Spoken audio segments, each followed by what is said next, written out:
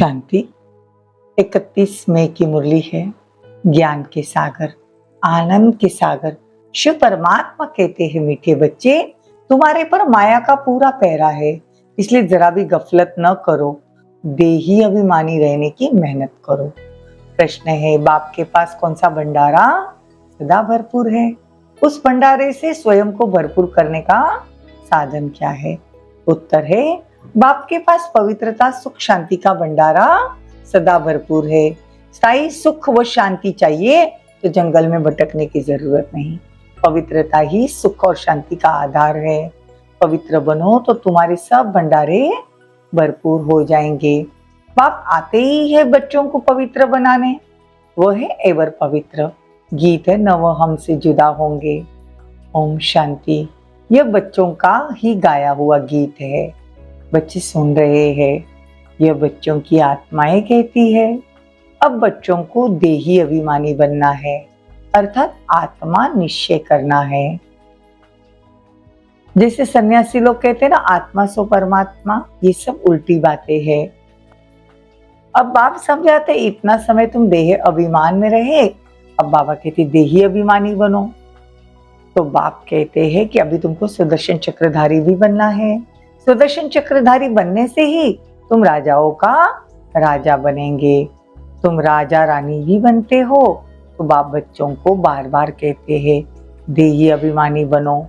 ऐसे समझो, मुझ आत्मा को परमात्मा बाप अपना परिचय देकर पढ़ा रहे हैं।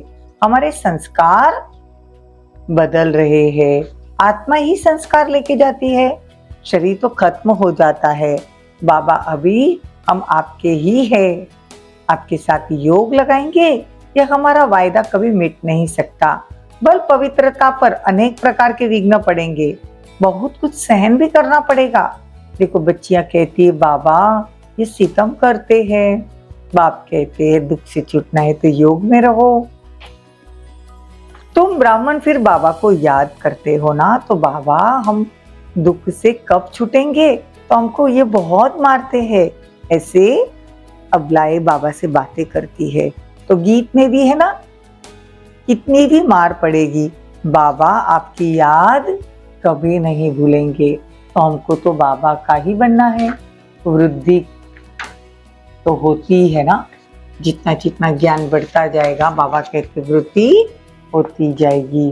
अब तुम्हारा बुद्धि योग बाबा से जोड़ना है, तो बाप कहते हैं हर सितम सहन करना है। सहन करेंगे तो बाबा कहते हैं शहंशाह बनेंगे। ये सहन करना भी ड्रामा में नूंद है। अबलाओं पर अत्याचार बहुत होते हैं, तो बाप का फरमान है, मुझे याद करो। ये रुद्र ज्ञान यज्ञ नाम जो दिया है ना, ये यज्ञ रचा जाता है ब्राह्मणों से। तुम ब्रह्म कुमार कुमारियां ठहरे ना, तो ये हद के यज्ञ रचते हैं सेठ लोग, उसमें रुद्र यज्ञ नामी ग्रामी है। और यहाँ तो बाबा आकर रुद्र ज्ञान यज्ञ रचते हैं, उसको ज्ञान यज्ञ तो नहीं कहेंगे। अब बाप बैठ ब्राह्मणों को ज्ञान देते हैं, दिखाते रथ पर रथी बैठते हैं। ये शरीर रथ है ना, तो हर एक के रथ में रथी मतलब आत्मा है। इसकी भी आत्मा है, परंतु बाबा कहते हैं मैं ये रथ का लोन लेता हूँ, ब्रह्मा के तन का लोन लेता हूँ।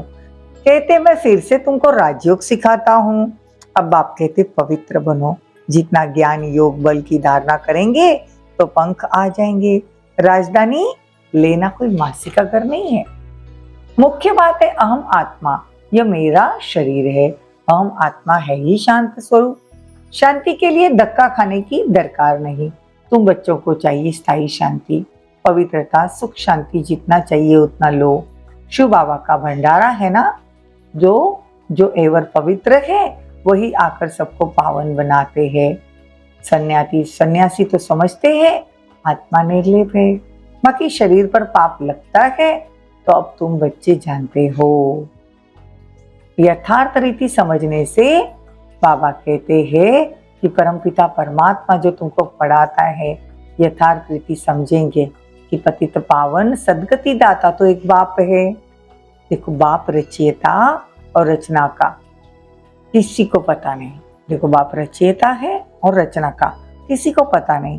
बाप बच्चों को समझाते हैं, बच्चे खबरदार रहना, माया बड़ी कड़ी है, इस समय तो तमो प्रधान है, किसी को भी पछाड़ने में देरी नहीं करती, एकदम नाक से पकड़ गिरा देती है। यह है स्थूल में युद्ध। इसलिए बाबा बार बार समझाते हैं, तुम अपना कल्याण करना चाहते हो तो देही अभिमानी बनो। अब तुम बच्चों को बाप कहते हैं कि पुरुषार्थ कर उच्च पद पाओ। यहाँ के पदम पति तो सब खाक में मिल जाएंगे, मैं हूँ ही गरीब निवास, जन्म जन्म के पाप है, इसलिए योग बहुत अच्छा चाहिए, तभी तो विकर्म विनाश होंगे ना। सिर पर पापों का बोझा कैसे उतरे, इसीलिए जितना हो सके उतना बाप की याद करनी है। बाबा आप कितने मीठे हो, बाप कहते लाडले बच्चे गफलत नहीं करना, माया पूरा पहरा दे रही है, इसीलिए देही अभिमानी भवो। यह है बुद्धि की योग, इससे ही सब कुछ होता है। अब बाप कहते हैं अपना कल्याण करना चाहते हो तो योग अच्छा चाहिए, फिर बहुत हर्षित भी रहेंगे। हम ईश्वरीय की संतान है, हमको भविष्य के लिए बाप से वर्षा मिलता है।